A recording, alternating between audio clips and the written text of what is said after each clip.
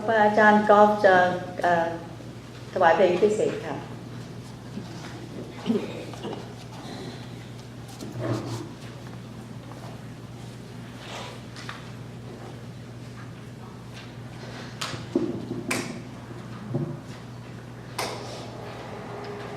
วัสดีปีใหม่ครับคงไม่สายเกินไปเนาะยังอยู่ในเดือนมกราคมนะครับวันนี้จริงๆเมื่อวานนี้เป็นวันเด็กนะฮะวันนี้ผมมีเพลงหนึ่งชื่อเพลงว่าแสงสะท้อนมาหนุนใจพี่น้องที่นี่ด้วยกัน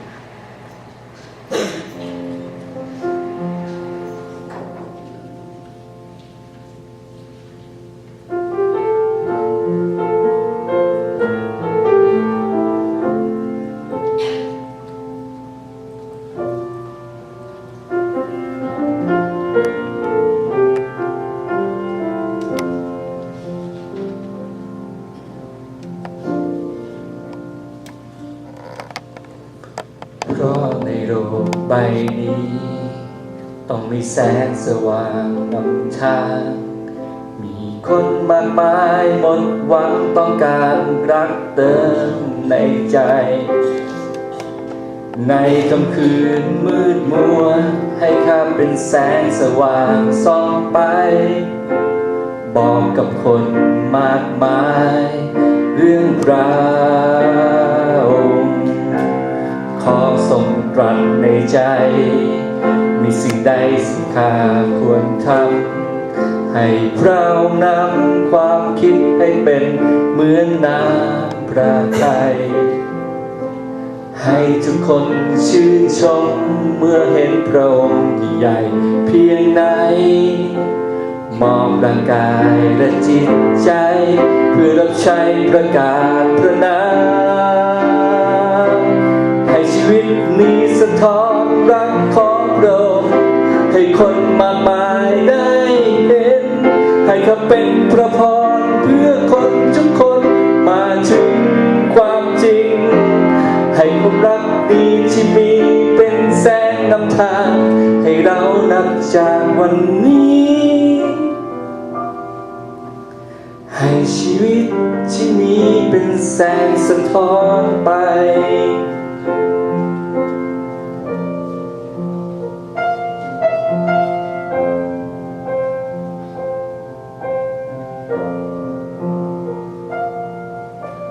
ขอส่งตรัสในใจ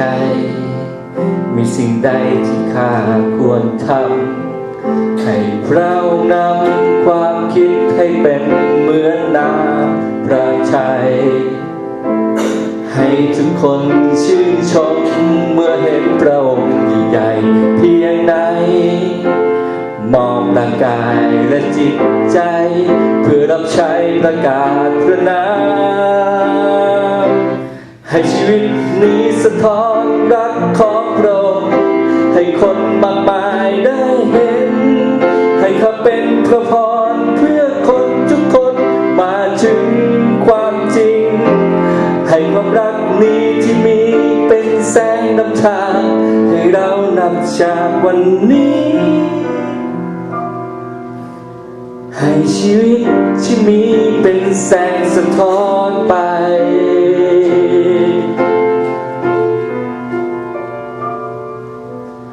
ให้คนรู้ว่าใครที่นำข้าไป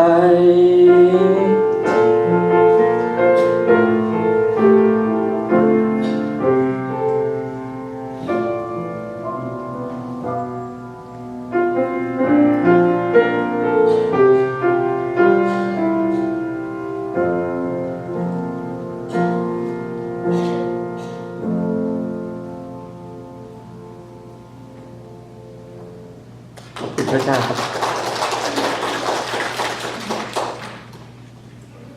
ขอบพระคุณอาจารย์กอล์ฟมากค่ะ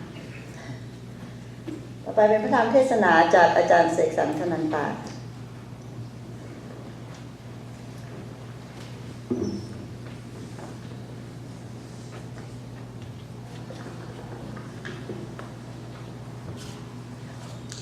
ก็ไม่อยากจะน้อยหน้าถ้าจะกล่าวว่าสวัสดีปีใหม่เช่นเดียวกันนะครับ I would like to say Happy New Year as well.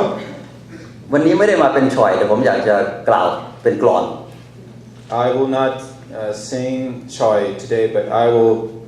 speak in rhythm, in rhyme, poem, yeah. หนึ่งความคิดหนึ่งความฝัน One thought, one dream. หนึ่งตำบลหนึ่งผลิตภัณฑ์ One province, one product. หนึ่งพรที่ให้มีนั้น One blessing that was given. ขอทุกท่านมีสันติสุขตลอดปี I wish that you have peace throughout the year. สองความคิดสองความฝัน Two thoughts, two dreams. สองตำบลสองผลิตภัณฑ์ Two provinces, two products. ขอให้สองคนที่รักกันรวมหัวใจเป็นหนึ่งเดียว May the two people that love one another become united in one. สามความคิดสามความฝัน Three thoughts and three dreams. สามตำบลสามผลิตภัณฑ์ Three provinces and three products. สามพระตรีเอกานุภาพนั้น Three of the Trinity. ขอสรรเสริญพระองค์ตลอดไป May we praise Him forever. พี่น้องครับแม้ว่าจะปีใหม่แต่โลกของเราก็หมุนไปแล้ว 4,600 ล้านปี Even though it's a new year, but our world has spun for over 4 billion years. แต่ว่าเราหมุนรอบตัวเองไปแล้วกี่ปีครับ How many years have we spun around ourselves? บางคนก็อาจจะหมุนรอบตัวเองไป80 ปี70 ปีหรือว่า20 ปี Some 80 years, some 20 years. แต่ตราบเท่าที่เรามีชีวิตอยู่เราก็ยังต้องหมุนรอบตัวเองต่อไป But as long as we live, we will still keep spinning around ourselves. มาร์ติน ลูเทอร์ คิง จูเนียร์ซึ่งเป็นศิษยาภิบาลผิวสีแล้วก็เป็นนักปฏิรูปชาวอเมริกันกล่าวไว้ว่า Martin Luther King Jr. said this. ถ้าบินไม่ได้ขอให้วิ่ง If you can't fly, may you run. แต่ถ้าวิ่งไม่ได้ขอให้เดิน If you can't run, may you walk. แต่ถ้าเดินไม่ได้ก็ขอให้คลาน If you can't walk, may you crawl. นั่นหมายความว่าเราต้องเคลื่อนไปข้างหน้าอย่าหยุด Which means we have to move forward and do not stop.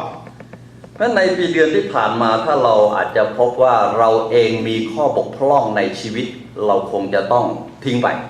And if we see that we have bad things in our lives, we should throw that away. แต่ถ้าเรามีสิ่งที่ดีเกิดขึ้นในชีวิตให้เราต่อยอดพัฒนาตัวเองให้มากขึ้น We have good things in our lives. Let us continue to develop that. เพราะฉะนั้นในหัวข้อที่บอกว่าเดือนปีที่ผ่านไปแต่ใจต้องจดจำอาจจะเหมือนลิเกนิดหนึ่งนะครับ So the topic of today might sound like a little tacky. ผมอยากจะให้3รอเรือสำหรับปีใหม่ I want to give you three R's for this new year. Rarya, it's in Thai. It will not translate. แรกก็คือรากเหง้า The first one is the root. จากที่เราได้อ่าน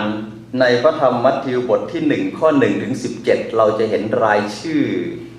บรรพบุรุษของพระเยซูมากมายโดยเริ่มที่อับราฮัมแล้วก็มาจบที่พระเยซูคริสต์ From what we read in Matthew chapter 1, we see the ancestors from Abraham all the way down to Jesus. บางทีเราอาจจะไม่ค่อยเข้าใจแล้วก็ได้รับรู้ความหมายแต่ว่าพระเจ้าของพระเจ้ากำลังบอกเราวันนี้ว่าเราได้ความหมายอะไรจากที่นั่น A lot of times we don't understand why this is here, but today we're going to get to know the meaning. เราจะเห็นรากเหง้าที่มีความหมายในชีวิตของเรา We'll see the roots that have meanings in our lives. เราจะรู้ว่าเราเป็นใครมาจากไหน We'll know where we come from and who we are. มีคนพูดให้ฟังอย่างนี้ครับว่าตอนเด็กๆเห็นผู้ใหญ่สวยๆ ก็คิดว่านั่นคือดาราหรือเปล่า When I was, someone said this. When I was a kid, when I see a grown-up person who is good-looking, I wonder if that person is a superstar. พอโตขึ้นมาหน่อยเห็นคนสวยเราก็คิดว่านั่นไปทำศัลยกรรมมาหรือเปล่า But once we have grown older, when we see a person who's good-looking, we ask in our mind, has that person done plastic surgery? แต่ตอนนี้เวลาเราเห็นคนสวยเนี่ยมักจะคิดว่านั่นผู้ชายหรือเปล่า But nowadays, when we see a person that is very beautiful, you have to think, is that really a girl or is that a man? ชายคนหนึ่งเขาไปตัดผมที่ร้านซาลอนแห่งหนึ่งช่างตัดผมเป็นผู้หญิง There's a guy who went to a salon and get his haircut, and the hairstylist is a woman. ช่างตัดผมนี้เสื้อผ้าหน้าผมเนี่ยเป๊ะถูกใจพ่อหนุ่มคนนี้มาก And this stylist, her appearance, the hair and the clothes is perfect. ในระหว่างที่ตัดผมเขาก็นึกคิดอยู่ในใจว่าถ้ามีโอกาสชวนแม่สาวคนนี้ไปทานข้าวกลางวันด้วยสักมื้อหนึ่งก็น่าจะเป็นการเริ่มต้นอะไรที่ดีๆ While he was getting his hair cut, he was thinking, if I could get this woman to go out with me on a date, that could be a beginning of something great. แล้วเขาก็เหลือบไปเห็นรูปผู้ชายอยู่รูปหนึ่งที่อยู่หน้ากระจกตัดผม And then he saw a picture of a man next to the mirror. ชายหนุ่มคนนี้ก็ถามว่า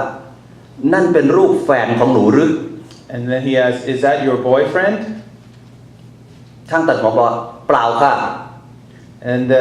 the stylist said, no. นั่นรูปของหนูตอนเป็นผู้ชาย That's my picture when I was a boy.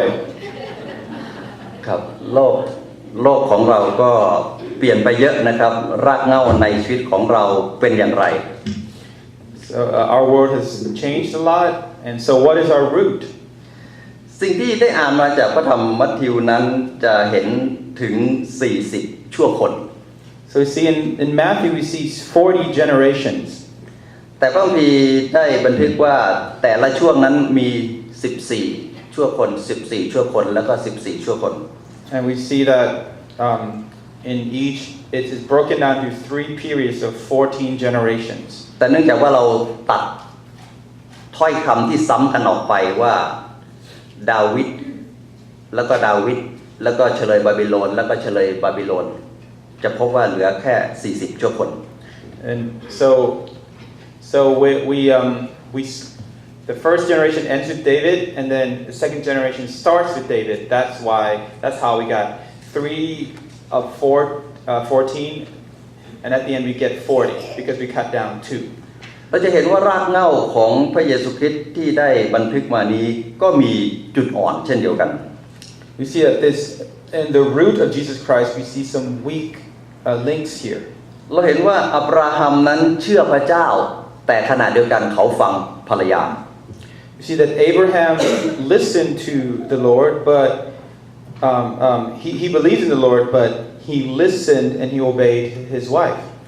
ยาโคบนั้นอยู่ใกล้ชิดสนิทกับพระเจ้าปล้ำสู้กับพระเจ้าแต่ขณะเดียวกันก็มีนิสัยหลอกลวง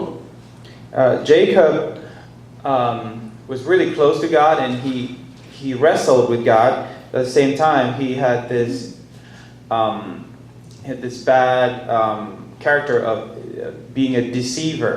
a liar. ยูดาห์นั้นเป็นต้นตระกูลของเผ่ายูดาห์ And Judah is the ancestor of the Judah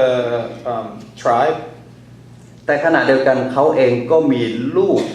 กับลูกสะใภ้ของเขาโดยที่เขาไม่ตั้งใจ But he had a baby with his own daughter-in-law. พระคัมภีร์บันทึกว่าลูกสะใภ้ของนางนี้ชื่อว่าทามา And this daughter-in-law name is Tamar. แต่ทามาประสงค์ที่อยากจะมีลูกนั้นไว้สืบสกุลและการกระทำของทามานั้นยูดาห์ยอมรับว่าเป็นการกระทำโดยชอบธรรม And Tamar wanted to have a baby to continue the line, and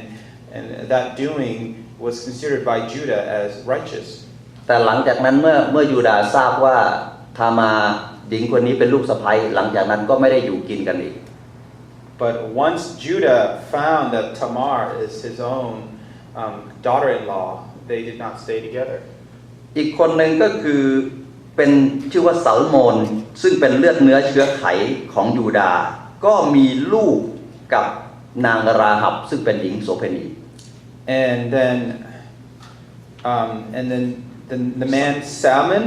who's descendant of Judah, he had a baby with a prostitute woman, Rahab. หลังจากนั้นพระคัมภีร์ก็บันทึกว่าแล้วเดวิดก็สืบเชื้อสายมาจากนางราหับ So we see that David is a descendant of Rahab. แล้วจากกษัตริย์ดาวิดนี้ก็สืบเชื้อสายมาจนถึงพระเยซูคริสต์เจ้า And from David we have Jesus Christ. รากเหง้าของประเทศออสเตรเลียที่เราได้รับรู้กันก็ไม่ได้เป็นรากเหง้าที่น่าภาคภูมิใจ And if you look at the country of Australia and you see the roots of the country, we see that it's not the one that is people are most proud about. ย้อนไปเมื่อประมาณปี 1788 During year 1788, เป็นการเริ่มต้นขนนักโทษหรือทาสจากประเทศแถบอังกฤษและก็ยุโรปมาที่ทวีปออสเตรเลีย it's the first time when they deported the prisoners from England and Europe and put them in Australia. นักโทษนั้นมีทั้งชายทั้งหญิงและก็เด็กผู้ใหญ่ปะปนกัน And those prisoners, they had all men, women, and children. เขาใช้เวลาขนทาสถึง80 ปี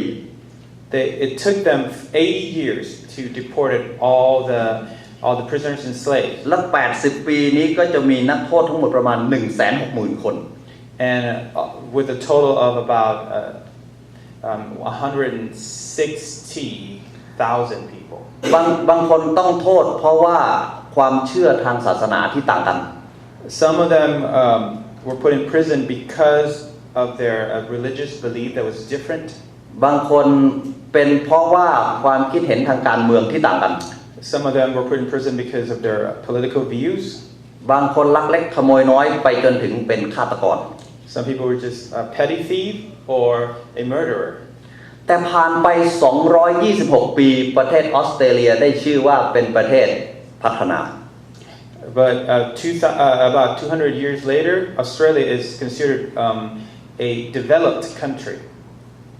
ผิดกับบางประเทศ700 ปีแล้วยังชื่อว่าเป็นประเทศกำลังพัฒนา As opposed to some country which after 700 years we're still considered under development. เขาบอกว่าอย่าไปโทษอดีตที่ทำให้เราเจ็บช้ำ They say that do not blame the past. ต้องขอบคุณมันด้วยซ้ำที่ทำให้เราเข้มแข็งในวันนี้ You should thank the past so that because it makes us strong today. ในรากเหง้าของพระเยซูคริสต์ตามที่เราได้อ่านมานั้นอาจจะเห็นว่ามีบางคนมีข้อบกพร่อง When you see in the roots of Jesus Christ, some of them had problems. แต่ว่าในชีวิตของพระเยซูคริสต์เจ้าไม่มีข้อบกพร่องไม่มีข้อตำหนิเลย But in the life of Jesus Christ, there were no defects. ชีวิตของเราเองก็เช่นเดียวกันเราอาจจะมีรากเหง้าต้นตระกูลมาจากที่ไหนเราไม่ทราบ And in our lives as well, we might have our ancestors from wherever. บ้างดีบ้างร้าย Some of them were good, some of them were bad. แต่ชีวิตของเราเมื่อมาอยู่ณจุดนี้แล้วเราสามารถทำให้ดีที่สุดเหมือนกับที่พระเยซูคริสต์เจ้าได้ทรงกระทำ But at this moment in our lives, we can do the best we can the same way Jesus did. เราเปลี่ยนอดีตไม่ได้หรอก We cannot change the past. แต่เราใช้อดีตเป็นบทเรียนเพื่อวันนี้ที่ดีกว่า But we can use the past as a lesson for a better today. รอเรืออย่างที่สองก็คือคนที่รักเรา The second R is the people who love us. ระหว่างคนที่เรารักกับคนที่รักเราพี่น้องเลือกใคร Between the people who love us and the people that we love them, who would you choose? เลือกใครครับ คนที่เรารักผมเลือกคนที่รักเรา I choose the people who love me. เพราะคนที่เรารักวันหนึ่งคนที่เรารักเขาอาจจะไม่รักเราก็ได้ Because the people that we love, one day that person might not love us. แต่คนที่รักเราเนี่ยนะครับยังไงเขาก็รักเรา The people who love us, they will always love us. เพียงแต่ทำใจของเราให้รักเขาแล้วมันก็ไปกันได้ All we need to change is from ourselves, from within ourselves. พระคัมภีร์บอกในโรมบทที่5ข้อที่8ผมอยากให้พี่น้องเปิดไปด้วย Romans chapter 5, verse 8. โรมบท5ข้อที่8 Chapter 5, Romans chapter 5, verse 8. แต่พระเจ้าทรงสำแดงความรักแก่เราคือ But God demonstrates His own love toward us. ขณะที่เรายังเป็นคนบาปอยู่นั้นพระคริสต์ได้สิ้นพระชนม์เพื่อเรา In that while we were yet sinners, Christ died for us. อีกข้อหนึ่งดังนั้นจงตั้งอยู่3สิ่ง And another one is 1 โครินธ์บทที่13ข้อที่13ดังนั้นจงตั้งอยู่3สิ่ง Therefore, hold on to these 3 things. คือความเชื่อความหวังใจและก็ความรัก Faith, hope, and love. แต่ความรักใหญ่ที่สุด But the greatest of these